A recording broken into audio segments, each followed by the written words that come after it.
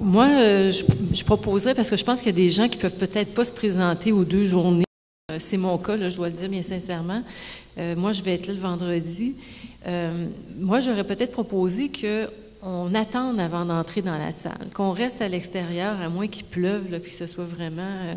mais qu'on reste à l'extérieur et qu'on entre à 7h moins quart dans la salle, tout le monde ensemble. Moi, j'aime l'idée d'entrer tout le monde avec nos pancartes, là, et que si le samedi, il y a des gens qui veulent aussi faire une marche, qu'il y ait une marche d'organiser jusqu'au Mont Avalanche, mais qu'on éviter d'entrer et de façon éparpillée, là, parce que c'est un peu ça le but recherché par les portes ouvertes. Hein, ils font des portes ouvertes pour éviter que les gens soient réunis en même temps. Donc, pour contrer ce phénomène-là, bien, qu'on reste à l'extérieur jusqu'à 6h moins quart, on attend, puis à 6h moins quart, on rentre. 7h moins quart, pardon. 7h moins quart vendredi. Je ne sais pas ce que vous en pensez, là. Alors, est-ce que vous êtes d'accord avec cette stratégie-là? Oui. Donc, on se dit, parfait.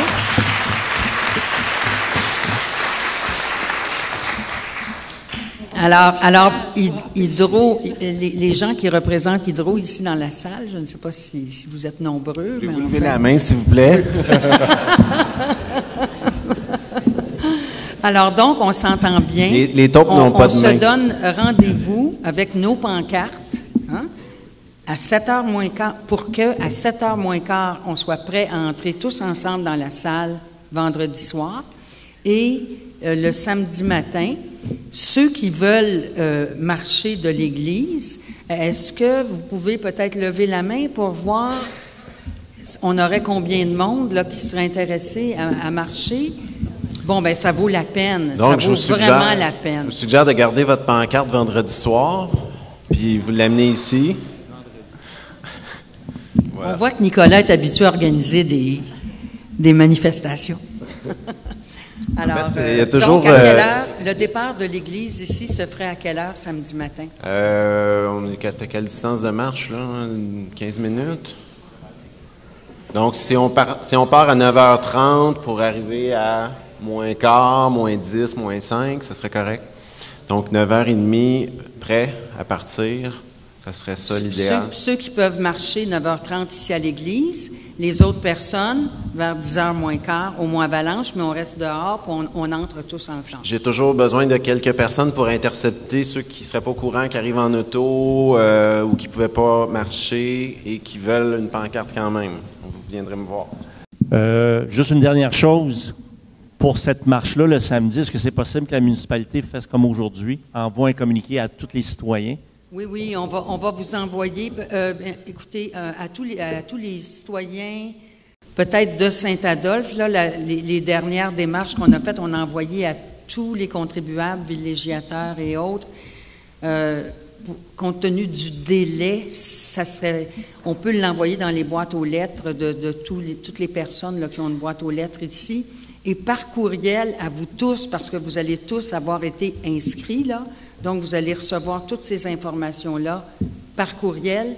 Puis, on me souligne, parlez-en autour de vous. Vous savez, il faut que ceux qui ne pouvaient pas être ici aujourd'hui, là, se joignent à nous le 5 et le 6. Ça va être très, très important. Est-ce que, Mathieu, est-ce que...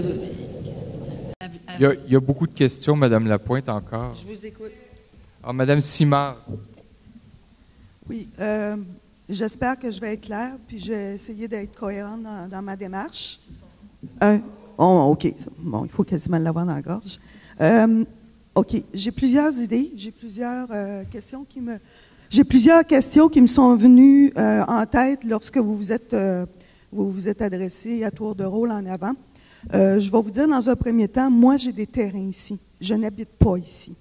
Votre communiqué qui date du 18 novembre, il a été posté le 24 et je l'ai reçu hier soir. Alors, j'ai eu 12 heures pour me revirer de bord puis être ici ce matin. Je le mentionne parce que moi, éventuellement, je veux venir habiter dans la localité. Puis, pour moi, c'est important d'être au courant de ce qui se passe ici. Alors, les derniers communiqués que vous m'avez envoyés, malheureusement, je les ai reçus très tardivement et je n'ai pas pu assister avant aujourd'hui aux démarches que vous entreprenez. Qu'est-ce que vous n'avez pas reçu? Le communiqué que vous m'avez envoyé. La lettre? La lettre du 18 novembre, je l'ai eue hier. Je l'ai reçue hier. Parce que moi, je ne reste pas encore ici présentement. OK? J'ai des terrains, je n'ai pas de maison, mais je suis propriétaire de terrain à Saint-Adolphe-d'Hawaii. Oui. Alors, écoutez, nous avons envoyé à tous les propriétaires, mais ce que je vous dis, c'est que à l'adresse du compte de taxes, oui, à tout le monde. Peut-être que c'est arrivé un peu tardivement, mais oui, je vous dis là que tous les gens, même ceux qui n'ont pas de maison, ceux qui n'ont que des terrains, tout le monde a été prévenu. oui. Et évidemment, les rencontres qui sont fondamentales sont celles du 5 et du 6 décembre prochain. OK. Mais je comprends, sauf que je vous dis Est-ce que, madame, malheureusement, nous avons votre courriel? Êtes-vous membre du comité de vigilance? je l'ai laissé aujourd'hui. Bon, parce que, voyez-vous, le comité de vigilance reçoit beaucoup de communications. Alors, vous les recevrez. En tout cas, je tenais à le souligner. C'est pas parce que je veux pas m'impliquer, pas parce que je reste pas ici que je veux pas m'impliquer. Excellent. On va y aller. Première suggestion. Vous avez parlé d'envoyer quelque chose à Mme Sophie Lamoureux.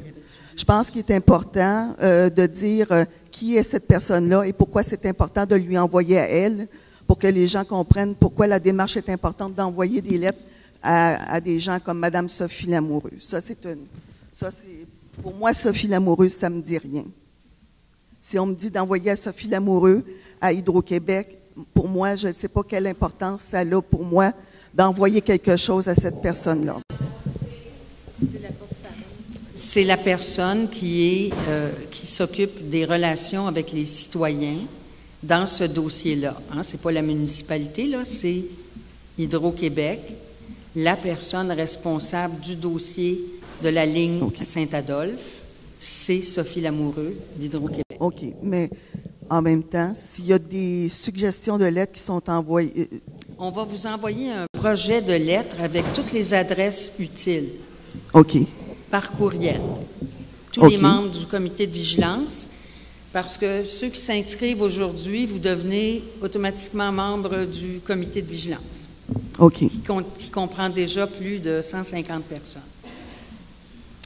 Les documents comme le mémoire, le rapport des lauriers, ces choses-là, j'aimerais savoir si on peut les consulter et aussi, oui, à quel endroit.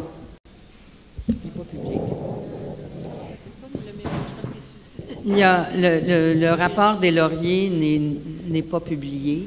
OK. Le mémoire, est-ce qu'on a... Le mémoire, accès? Il est sur le site de la...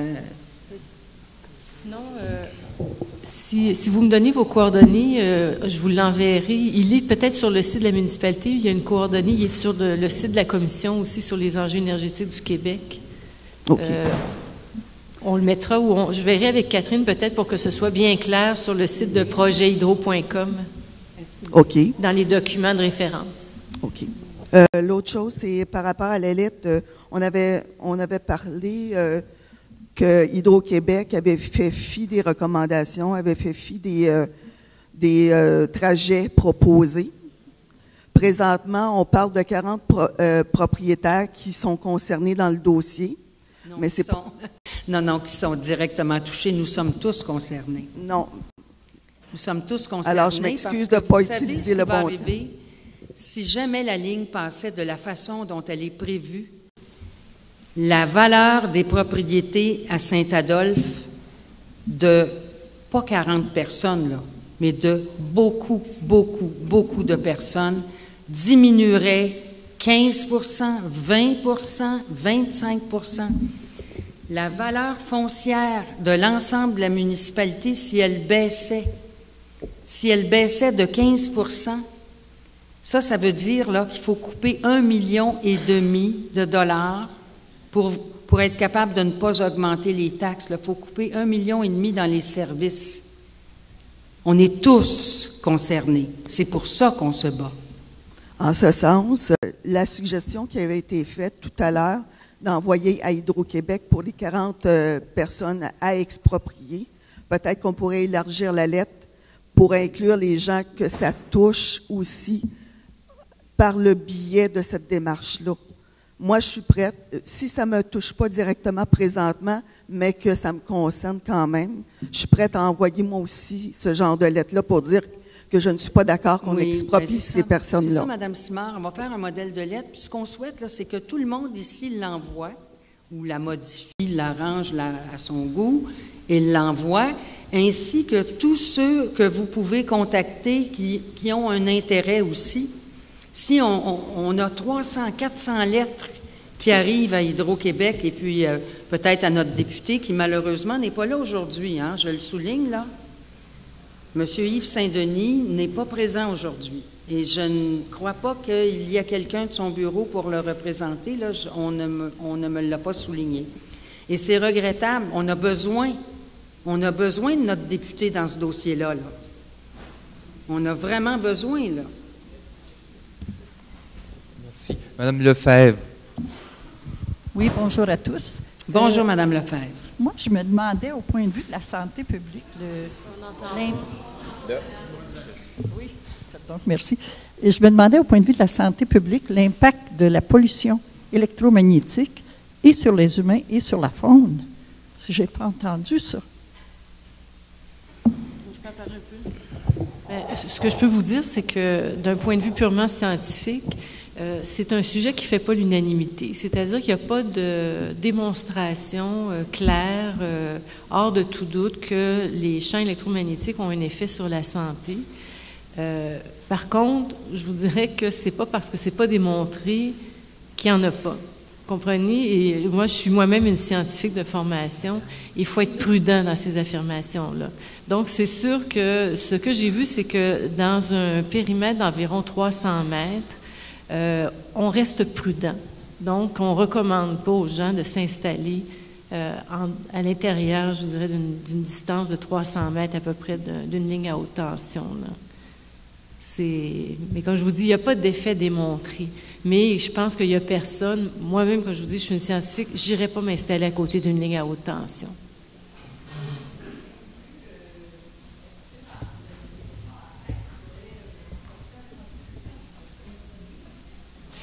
Mais Enquête, on a des contacts avec Enquête. C'est eux qui s'étaient penchés au départ avec Christian Latreille. C'est le bureau d'enquête de Radio-Canada. Donc, ils suivent le dossier à distance. Pour le moment, ils ont d'autres sujets, si vous voulez, mais ils considèrent en avoir parlé. Là. Ils ont le sujet, je vous dirais, sur leur bureau. Ils nous suivent. Madame Hainaut. Bonjour, merci d'avoir organisé cette rencontre-là. Moi, je voulais parler à M. Saint-Jacques. Vous avez parlé tantôt que Hydro-Québec a refusé d'optimiser une ligne déjà existante et de réactiver une ligne qui ne se sert pas présentement parce que, sous prétexte qu'il y aurait des expropriations de fait à Sainte-Agathe. Combien ça représente d'expropriations? Parce que je viens d'apprendre qu'à Saint-Adolphe, il y en a 40. Est-ce qu'il y en a plus à Sainte-Agathe ou est-ce que vous le savez? Le dossier qu'Hydro-Québec nous a livré n'a pas beaucoup de précision. Comme je vous dis, ça n'a pas été analysé en profondeur. C'est un survol rapide pour nous décourager sur l'option qu'on avait proposée, mais on n'a pas de données précises. On ne le sait pas réellement. Alors, on pense que si le projet était vraiment étudié en profondeur, on pourrait déterminer le nombre de personnes expropriées, mais je ne peux pas répondre précisément combien. Moi, je peux vous dire un petit mot, par contre, parce que parmi les scénarios qui ont été étudiés au comité technique régional, il y en avait un qui utilisait l'emprise de Sainte-Agathe. Et moi, j'ai demandé des détails sur les déplacements de bâtiments. C'est comme ça que ça nous est présenté, c'est des déplacements de bâtiments. Contrairement à ce qui est sorti dans les médias, Mme Lamoureux, donc, qui est la porte-parole d'Hydro-Québec, a laissé entendre qu'il y aurait 15 résidences habitées. Or, c'est faux. Ce ne sont pas 15 résidences habitées, ce sont 14 bâtiments, incluant des garages. Alors, je ne vous dis pas qu'il n'y a pas de résidences. Il y en a des résidences, mais ce ne sont pas 14 résidences. 14 résidences incluant des garages et des bâtiments non identifiés, si vous voulez. On ne sait pas ce que c'est, et un bâtiment commercial. C'est ce qu'il y en est. Alors, à ce moment-là, ne vaudrait-il pas la peine de revenir sur cette proposition-là? Parce que s'il y a 40 résidences habitées à Saint-Adolphe, là... Mais en fait, Saint-Adolphe, attention, il n'y a pas 40 résidences qui vont être expropriées à Saint-Adolphe. Ça touche 40... La ligne traverse 40 propriétés. Pour le moment, il y a une personne qui va être expropriée. Par contre, ce qui est assez scandaleux dans tout ça, c'est que la seule et unique raison pour laquelle le comité technique avait demandé à avoir un tracé optimisé en juin 2014, c'est parce qu'il n'y avait pas d'expropriation à Saint-Adolphe. Et que sur le tracé C, ils envisageaient des expropriations, le tracé plus au sud qui a été étudié, chose qui, à ma connaissance, il n'y en était pas question dans les années par le passé. Mais à Saint-Adolphe, on nous avait dit pas d'expropriation. Moi, j'ai demandé que tous les tracés soient optimisés et présentés pour éviter de mettre la municipalité dans le tordeur. Malheureusement, le comité fonctionne par consensus et les gens ont choisi de demander un tracé à optimiser, et à partir du moment où cette demande-là a été faite, Hydro-Québec a pris pour acquis que c'était le tracé qui allait être retenu. Alors, c'est donc, comme ça que ça s'est passé. Merci pour vos informations. Donc, à ce moment-là, en sachant ça, est-ce qu'on ne pourrait pas inclure cette demande-là dans les lettres qu'on va s'apprêter à envoyer à Hydro-Québec? Pas juste demander un BAP, mais demander également que ce dossier-là d'un autre tracé soit réouvert pour qu'on évite le gaspillage. Il y a une ligne qui est non utilisée, puis une ligne qui est déjà existante, qu'on pourrait optimiser, puis ça nous éviterait plein de problèmes à nous, là. Bien, on pourrait peut-être effectivement mentionner là, de reconsidérer l'utilisation d'emprises existantes. Monsieur Pelletier, c'est ça? C'est ça. Commencer, j'ai rencontré Hydro-Québec. Et puis, ce n'est pas une expropriation, c'est un droit de passage que nous demandons. Premièrement. Deuxièmement, je trouve déplorable que la municipalité ne nous a pas contactés, nous autres, les 40. Je sais que ça touche la municipalité au complet, mais ça touche également... Vous avez tous reçu une lettre, monsieur? Oui, une lettre que vous n'avez pas fait le suivi. Vous avez cancellé une réunion qu'on devait se réunir. Non, il y avait eu une proposition là, de date, oui. Mais nous attendons après le 6 décembre pour convoquer les 40 propriétaires touchés. On veut vraiment que tout le monde ait eu l'information, là, la séance d'information d'Hydro-Québec. Et en même temps, c'est pour ça qu'on a retenu les services aujourd'hui du Centre québécois du droit en environnement pour être capable vraiment de vous conseiller. Alors, c'était prématuré de le faire avant. Là, tout ce qu'on aurait pu vous dire, on vous l'a dit dans la lettre, c'est-à-dire, on vous recommande de ne rien signer pour le moment. C'est ce qui était. Présentement, vous nous dites d'écrire à eux autres, à Mme Lamoureux. C'est pas ce que j'entends, là. Non, mais... Avant d'écrire, il me semble qu'on aurait dû se rencontrer les 40, dire notre opposition. Vous allez savoir si vous en avez 20 qui veulent pas. L'opposition, je pense que l'opposition des 40 compte davantage. Si vous arrivez avec 40 personnes qui disent non, on ne veut pas qu'ils passent chez nous pour telle raison, vous déposez ça, une requête complète, c'est pas mal plus fort que 1. Puis chacun, on va... c'est ce qu'on va faire après, monsieur. Oui, bien, il me semble que ça aurait dû être avant. Bien, écoutez, on n'était pas prêts. On n'était pas prêts. On ne pouvait pas vous répondre, monsieur. On n'a pas la science infuse, là. Non. On veut être certain, quand on va vous rencontrer, qu'on peut vraiment, qu'on a toutes les données. Parce que ce qu'on espère encore, là, c'est que la ligne ne passe pas là. Oui, oui. Ben, au point... C'est ça, là. C'est là-dessus qu'on travaille. Puis personne ne nous donne aussi, au point de vue juridique, qu'est-ce qu'ils ont le droit? Ils ont-ils le droit de le faire? Nous demander un droit de passage sans condition. Y a-t-il une ligne de skidoo qui vont passer là, une ligne de 4 roues, les accès? Eux autres nous promettent tout. Nous autres, Vous nous avez pas rencontré. Je sais bien que vous voulez faire ça après, mais eux autres là, ont devancé votre. Non, mais c'est certain. Ils nous prennent un par un et puis ils nous disent ils peuvent nous faire 50 belles promesses. Ils vont faire ci, ils vont faire ça, mais on n'a pas aucun appui de la municipalité à date. Oui, je peux faire un commentaire. On est tous dans la même situation que vous, là. On trouve qu'ils sont pas mal équipés. Hydro-Québec, ils ont peut-être 10 personnes à temps plein sur ce dossier-là. C'est probablement autant de monde que dans l'hôtel de ville au complet, là. Puis, on a Goliath, ou en tout cas David contre Goliath. On est David. La municipalité, c'est David. Vous êtes des petits David avec nous autres, là. Fait que je pense que vos suggestions sont intéressantes. Puis, on va faire notre possible. La municipalité, j'imagine, fait son possible. Mais il faut se rappeler ça, c'est que vous avez des milliards les milliards d'Hydro-Québec, là, ça paye pas mal d'employés sur des dossiers comme ça. Puis, ils ont des attachés de presse, c'est pas ça que je veux des entendre. rédacteurs, des stratèges, des ingénieurs à pu finir. Et c'est pour ça qu'ils vous ont contacté avant et qu'ils sont prêts. Oui, mais je dois vous dire une chose, la lettre envoyée au propriétaire, là, ça nous a pris de court, hein, parce que, comme je vous dis, le comité technique n'avait pas fini ses travaux. Jamais qu'on a pensé qu'Hydro allait envoyer des lettres au propriétaire avant que le comité technique ait fini ses travaux. Ça n'a pas de bon sens que ça se soit passé comme ça. Donc, ils nous ont pris de court là-dessus. Alors là, on a appris que les propriétaires étaient contactés et convoqués et rencontrés. On s'attendait même que les rencontres aient lieu beaucoup plus tard en décembre, et non, ça s'est passé. Donc, ils ont été très rapides, très rapides. Madame, j'admets qu'ils ont été rapides, mais ça fait déjà 1 an que vous savez qu'ils passent chez moi, qu'ils passent chez M. Bigardier. Il me semble que vous auriez dû... en tout cas, ils viennent de changer c'est votre opinion. le tracé. C'est votre opinion.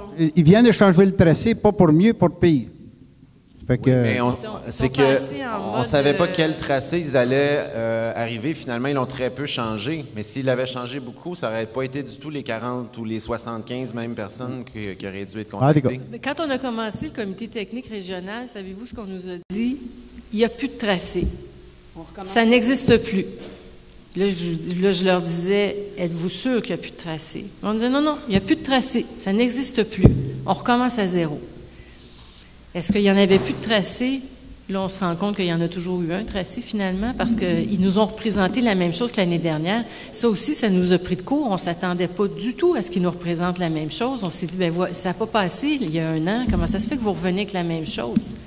Ils sont revenus. Ils sont déterminés et ont décidé de le maintenir. Mais juste pour clarifier, la lettre, là, c'est citoyens propriétaires confondus. Je pense que c'est tout le monde qui doit l'envoyer.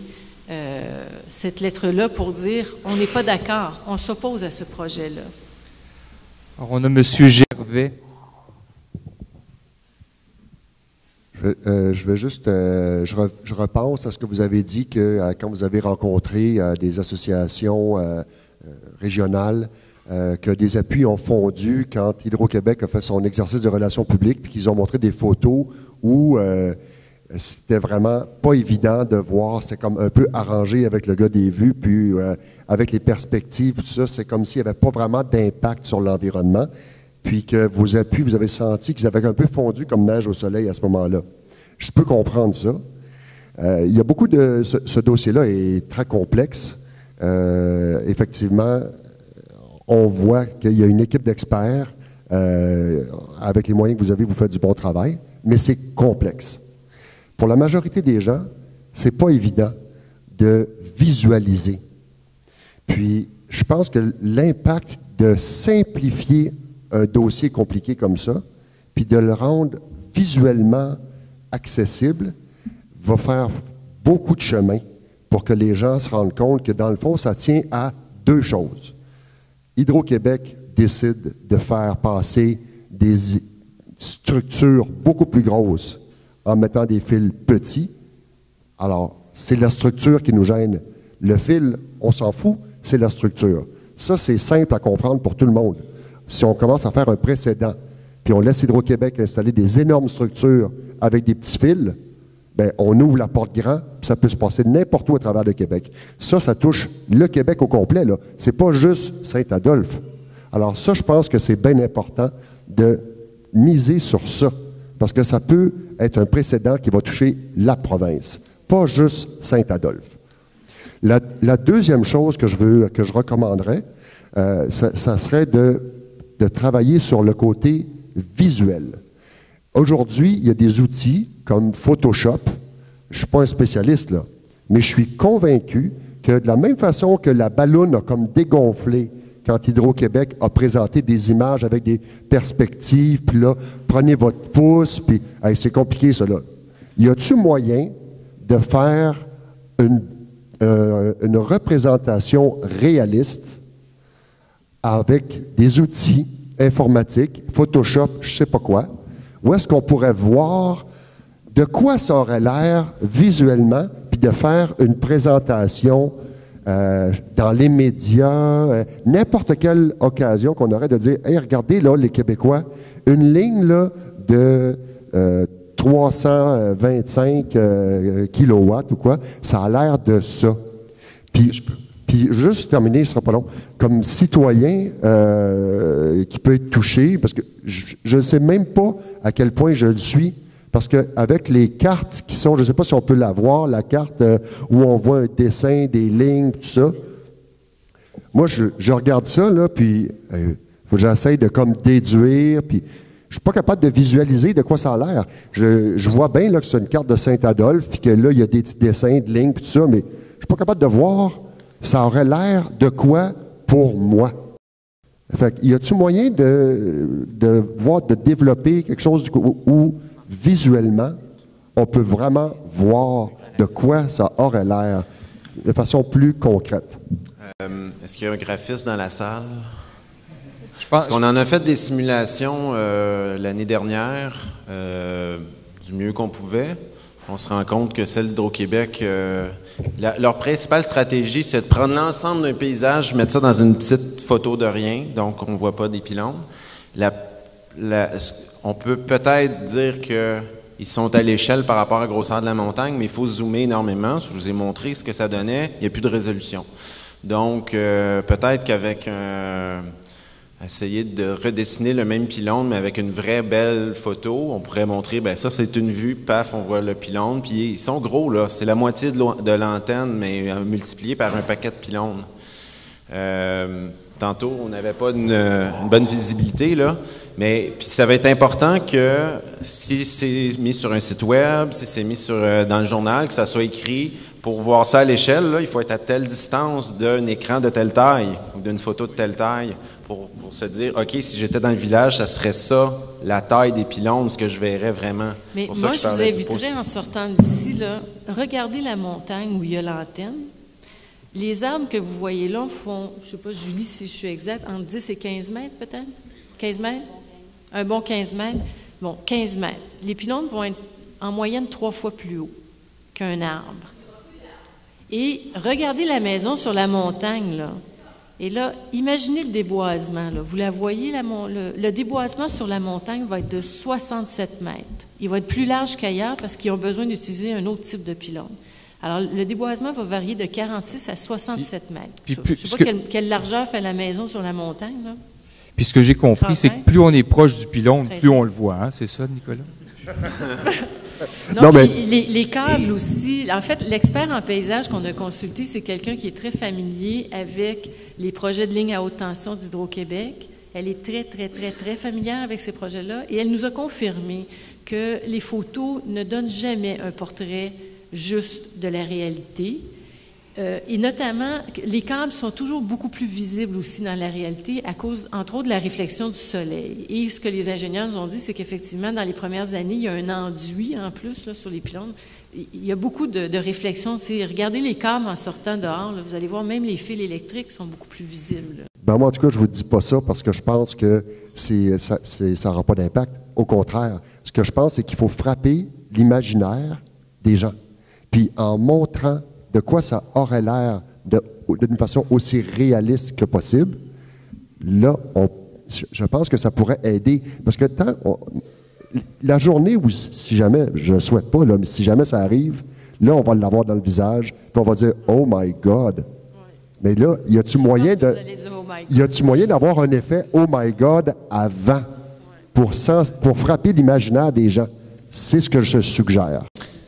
Alors, si quelqu'un connaît un graphiste qui aime Saint-Adolphe, vous nous faites signe. On a M. Gauthier ici. Non, on va le prendre. Excusez-moi, madame. Bon, juste une petite chose. D'abord, vous remercier et vous féliciter pour tout le travail qui a été accompli. L'autre affaire, moi, j'ai été touché l'année passée par le tracé d'Hydro-Québec. Je voudrais savoir, est-ce que je suis encore touché? Je comprends que oui, le tracé ne semble pas avoir changé. Ça n'a pas changé beaucoup. OK. Pardon? Il est affiché à l'arrière, le tracé. Ah, d'accord, je vais aller voir. Je suis allé voir sur le site d'Hydro-Québec, puis je ne voyais pas non plus très bien si j'étais encore touché, mais je prends pour acquis que je le suis. La dernière chose, c'est... comme ce projet-là est beaucoup plus grand que, je pense, juste Saint-Adolphe au niveau de l'impact, est-ce que la MRC et les MRC, ceux qui sont touchés, est-ce qu'ils contribuent un petit peu financièrement à aider Saint-Adolphe à défrayer les coûts des avocats ou ces choses-là? Est-ce qu'on peut avoir l'appui financier des MRC?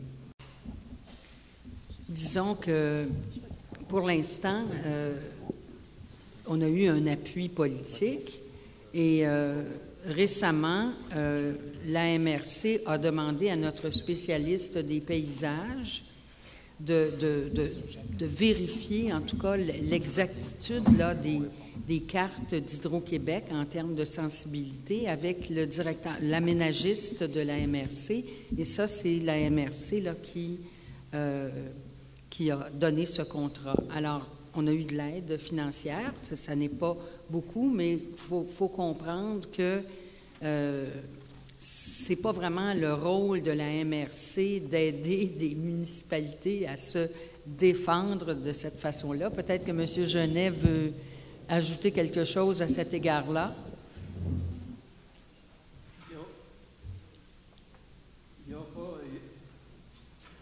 Il n'y a pas de son. Oui. On n'a pas eu à l'heure actuelle nécessairement à injecter de l'argent. Par contre, lorsqu'on va travailler au niveau du schéma d'aménagement, il va falloir éventuellement proposer un tracé optimisé, là, la meilleure place qu'on pourrait passer. Et là, effectivement, on devra engager des ressources humaines pour être capable de l'établir. Ce qui fait qu'on supporte présentement politiquement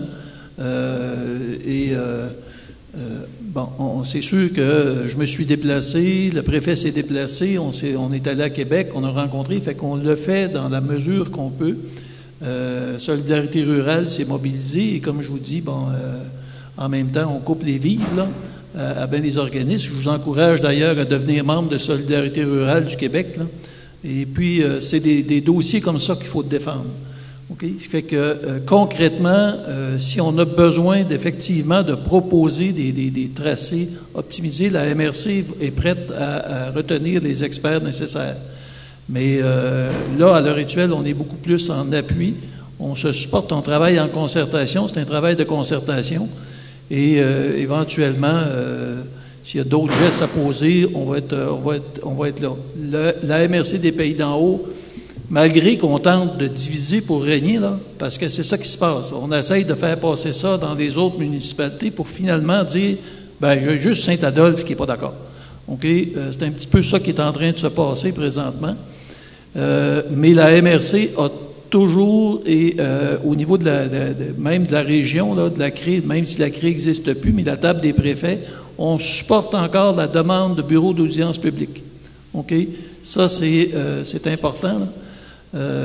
Et parce que là, on aurait effectivement présentement, là, toutes les consultations, Hydro-Québec est juge et parti. Ce qui fait que c'est lui qui décide si c'est correct ou c'est pas correct. Avec le BAP, on pourrait changer un peu les règles, là, malgré que ça sera toujours le ministre, puis ça sera toujours le premier ministre qui va avoir le fin mot de l'histoire. Mais la meilleure chose, c'est de se mobiliser et on ménage pas notre temps et les énergies pour le faire. Merci, M. Genet. Monsieur Beaune.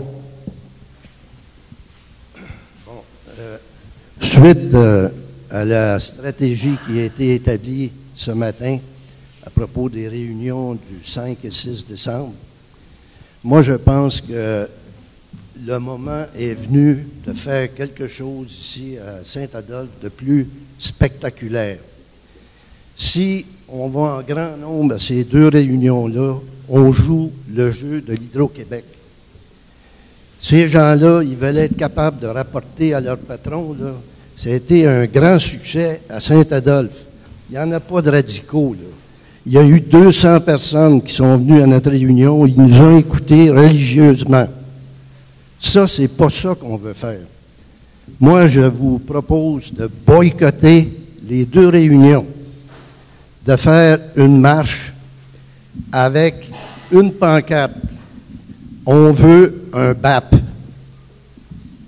Que le message soit clair, que ça puisse être rapporté dans les médias, que les résidents de Saint-Adolphe, ils veulent rien entendre du tracé A que l'Hydro-Québec a décidé.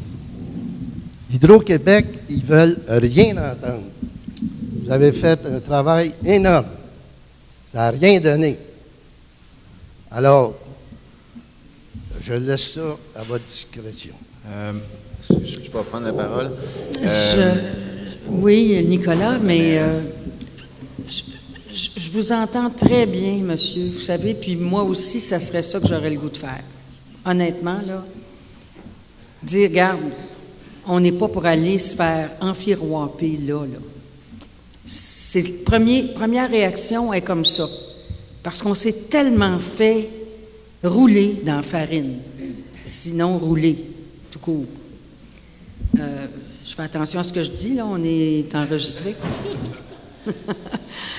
Bon, ça serait ma première réaction, mais je ne sais pas. Je laisse Nicolas. En fait, moi aussi, je pense que des fois, on a cet instinct-là de dire on va boycotter, mais ça, Hydro-Québec prennent des notes aussi, puis disent il n'y avait personne, les gens s'en foutent. Qu'est-ce que ça leur amène comme argument, puis après ça, pour le régime de l'énergie, etc., c'est les gens ne sont pas très inquiets, ils ne viennent même pas dans nos réunions. Ça a beaucoup plus d'impact si, à chaque fois qu'ils vont faire une intervention, ils se font huer, et si à chaque fois que quelqu'un de la salle fait une intervention, pose une question, les cuisine un peu, qu'on applaudit, qu'on fait du bruit, n'hésitez pas, là, amenez-vous un petit sifflet dans votre poche, ceux qui sont capables de siffler avec leurs doigts, etc. Faisons du bruit. Puis montrons-leur que ce n'est pas les bienvenus, cette ligne-là. Oui, puis j'ajouterais, moi, d'après mes recherches, ce que j'ai vu, c'est qu'en général, dans ces réunions-là, il y a très, très peu de monde. Donc, pour eux, s'il n'y a personne, il y a acceptabilité. C'est comme ça que ça marche. C'est ça, qui ne dit mot consent. Alors, on se rallie à ça. On va être présent avec nos sifflets, nos clochettes. Ou bien les casseroles. On pourrait ressortir les casseroles. On va leur cuisiner quelque chose de beau. Une dernière intervenante, Mme Garceau. Bien, merci à l'équipe de Mme Lapointe pour leur implication et engagement. Puis, je voulais dire que c'est important, plus j'y pense, là, je me suis dit, il faut que je le dise, que c'est important d'arriver à 18h45 à la rencontre d'Hydro-Québec pour leur signifier qu'on ne va pas là, parce qu'habituellement, un 5 à 7, c'est pour aller socialiser, fraterniser. Alors, c'est important de leur dire, on leur lance ce message-là, qu'on ne va pas aller fraterniser avec eux, puis qu'on va se présenter à 19h pour signifier notre désaccord, puis justement leur poser des questions embarrassantes, puis leur demander des comptes par rapport à ce qu'ils veulent faire.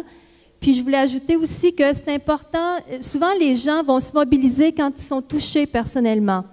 Puis je pense que c'est important de redire aux gens que la valeur de nos propriétés va être affectée grandement s'il y a cette ligne d'hydro-là. Parce que moi, tantôt, Mme Lapointe, quand vous l'avez dit, moi, j'ai une propriété sur le chemin Massy. Heureusement, c'est pas au bout du chemin Massy, c'est au début, mais même là, ça m'inquiète parce que c'est quand même à 3 kilomètres de l'endroit où la ligne passerait. Je suis nouvellement résidente à Saint-Adolphe depuis l'année dernière et puis ça m'inquiète. Mais tantôt, quand vous avez parlé de la valeur de la propriété. Ouf, ça m'a encore plus mobilisée intérieurement. Donc, je pense que ça, il faut le redire et redire et redire. Et puis, c'est important pour que les gens le sachent. Et aussi, j'ajouterais que moi, j'ai un appartement sur le plateau et on s'est beaucoup mobilisé pour les compteurs communicants. Et ça a marché parce que les frais de la Régie de l'énergie, pas juste nous, là, mais il y a beaucoup d'endroits au Québec qui ont refusé les compteurs et tout ça. Et ça a eu un impact. Donc, mobilisons-nous, puis allons de l'avant avec ça. Puis merci encore à Mme Lapointe. Bien, merci beaucoup. Merci à vous tous. Merci au comité aviseur. Merci aux gens de la municipalité. Je voudrais remercier aussi mes collègues du conseil municipal, puis vous dire, mes amis citoyens, nous sommes tous des citoyens de Saint-Adolphe. On est tous dans le même bateau, n'est-ce pas?